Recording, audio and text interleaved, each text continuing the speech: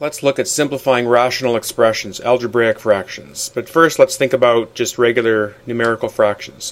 When you reduce, what you do is you think of the highest common value that divides into the numerator and denominator.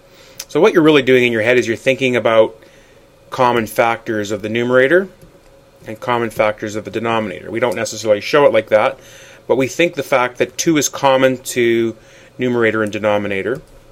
And then we can think about this expression in this way. Something divided by itself is 1, and 1 times anything is that value, 3 over 2 in this case. So the point I'm trying to make is that when you reduce fractions, what you're essentially doing is factoring numerator and denominator and then canceling factors which are the same, because values that are the same divide to 1. Just a little bit more on that idea. Values that are the same, a divided by a would be 1, as long as a wasn't 0. X minus 2 divided by itself, x minus 2, would divide to 1, as long as x wasn't 2, because that would make the denominator 0. So values that are the same divide to 1. Now just a little bit of an extension of that. Not only do values that are the same divide to 1, but values that are opposites to each other divide to negative 1. Okay, so a divided by negative a is negative 1, as long as a isn't 0. If we took x minus 2 and divided by its opposite, okay, so the opposite of x minus 2 would be the opposite of x minus 2. I could write it this way. Or I could also write this, if I distributed the negative on the bottom, I could write it this way. Okay? No matter which way I look at it, I've got two values which are opposites. So these two things will divide to negative 1. We're going to use cancellation in reducing rational expressions, as we can see, and the concepts we'll use are that values that are the same divide to 1, values that are opposites divide to negative 1. Alright, so just to summarize our process that we're going to apply to algebraic fractions. To simplify rational expressions, we need to factor the numerator and denominator, as we did with 6 over 4. Okay, we factored the numerator and denominator, and then what did we do? We canceled common factors. In this case, factors that were the same divided to 1. That's usually what we're looking for. Factors which are opposites divide to negative 1. You can use that in some cases, but usually it's factors that are the same divide to 1 that we'll use. So a couple of examples. Simplify the following rational expressions, state restrictions first. Alright, and this is important. Before we do any work with rationals, we need to consider the values that cannot work, that would cause the denominator to be 0. And so if I look at this, 8 times a times b, I'm multiplying 3 numbers. If any of those, if a or b were 0, we'd be dividing by 0. So that's my restriction. I can't have that. Alright, to reduce this expression, we need to be sure that the numerator and denominator are factored. And that just means that everything is multiplied together on the top. So we have 6 multiplied by a squared times c. Everything's multiplied. And same thing on the denominator. So we're good to reduce. Alright, so common factor between 6 and 8 would be 2. So 2 into 6 would be 3, into 8 would be 4. We have a common factor of a in the numerator and denominator. So one factor of a cancels one factor of a. No common factors of c or b in the numerator and denominator. And so 3 times a times c over 4 times b is my answer. So in my next example, a little bit more complex, the key thing to remember here is that you need to cancel factors. And when I look at the top, 6 minus 2m, things that are subtracted are not factors. Okay, so the factor is actually that big chunk together. It's a unit. Okay, just like the bottom is a unit. Okay. Now what we want to do is we want to see if we can break up each of these units into further factors. So is there any common factor in the numerator? Well, we could factor negative 2 out, and that would leave us with m minus 3.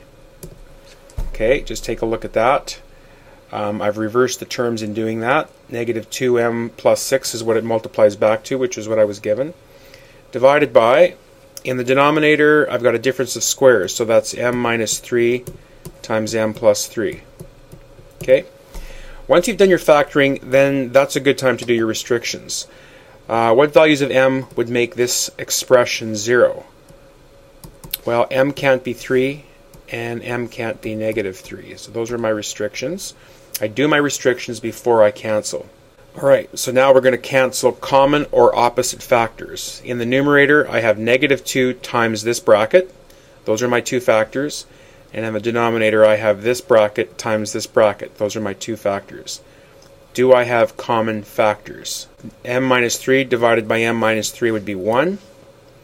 And that's it. So I'm left with negative 2 over m plus 3. Alright, if you ever have time on a test, one thing you could do is you could check by substituting a value into the beginning expression and the end expression and see if you get an equivalent value. So for example, you got to pick a value of m that's not one of the restricted ones, obviously. So m would equal 0 would be a nice easy number to check. If I substituted 0 into the numerator, I would get 6. Into the denominator, I would get negative 9, which reduces to 2 over negative 3. And if I also substituted 0 into the result, I should get the same result, which I do. So I'm pretty confident I've done this correctly. Now I just want to show you one other variation to this question. Okay, you'll notice that when I did it originally, I factored negative 2 out of the numerator. I could have just factored 2.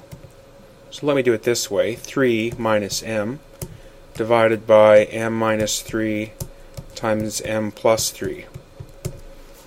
Alright, now you'll notice that this factor and this factor are not the same now, but what they are is opposites.